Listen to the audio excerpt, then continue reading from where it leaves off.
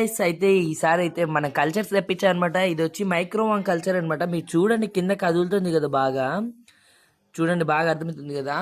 దీన్ని మనమైతే తిరుపతికి పంపిస్తున్నాం అనమాట. ఆ బ్రో అయితే ఏం చెప్పాడంటే, బ్రో నువ్వు కూడా కొంచెం తీసుకొని నువ్వు కూడా కల్చర్ చేసుకో బ్రో, నీకు సార్కులు తెప్పించాలంటే ఇబ్బంది అవుతుంది కదా అని చెప్పి పాపం చాలా సపోర్ట్ చేశాడు. దానికోసమే మనం ఒక దాంట్లో ఉత్త బ్రెడ్ తీసుకొని పౌడర్ చేయాలన్నమాట. ఇట్లా బ్రౌన్గా ఉన్న దాన్ని సపరేట్ చేసేయాలా. ఇట్లా చేసిన దాన్ని లైట్గా ఎక్కువ నీళ్ళగా లేకుండా ఎక్కువ గట్టిగా లేకుండా నార్మల్గా మీడియంగా కలుపుకోవాలి.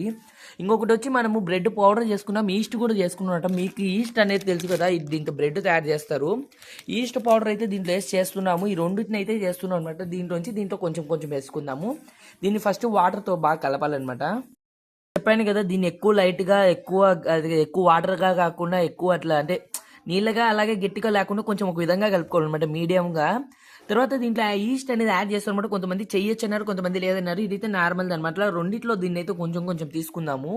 యూట్యూబ్లో అలాగే మనం అంతా రీసెర్చ్ చేశాక అయితే మనం ఈ కల్చర్ చేయడం జరుగుతుంది అనమాట. ఫస్ట్ టైం మనం ఈ కల్చర్ తెప్పడం కూడా లైట్గా కొంచెం దీంట్లో నుంచి తీసుకొని దీంట్లో అక్కడక్కడ అప్లై చేయాలన్నమాట. అలాగే రెండిట్లో కూడా చేయాలా. చేసిన తర్వాత ఊరికే మనం అట్లా అనాలన్నమాట. జస్ట్ చూడండి నేను ఎలా చూపిస్తున్నానో అలానే అనాలి. ఏం కలబెట్టడం కానీ ఎక్కువ డిస్టర్బ్ చేయకూడదు అనమాట.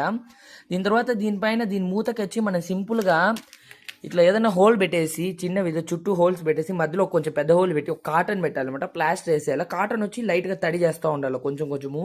దీన్ని ఎక్కువ చలిలో పెట్టకుండా కొంచెం ఏదైనా లోపల దాచి పెట్టాలన్నమాట. ఎక్కడైనా లోపలికి కొంచెము లైట్గా తీసుకోవాలన్నమాట. లైట్గా తీసుకొని స్ప్రెడ్ చేయాలా. చూడండి దీంట్లో కూడా బాగా అంటే కదులుతుంది అనమాట. మనమైతే వీటిని ఒక 4 days 3 days దాకా డిస్టర్బ్ చేయకూడదు. తర్వాత చూడండి రిజల్ట్ ఎలా వచ్చిందో కూడా చూపిస్తాను.